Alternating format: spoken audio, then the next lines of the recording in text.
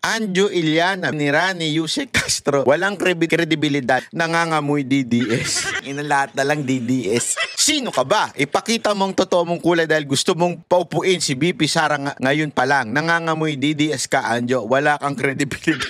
Mantakin mo, ha? Ang issue si Soto, hindi naman issue si Marcos. Sumagot ka, Castro, kung ang issue ay yung amo mo. Ang amo mo si Marcos, hindi si Soto.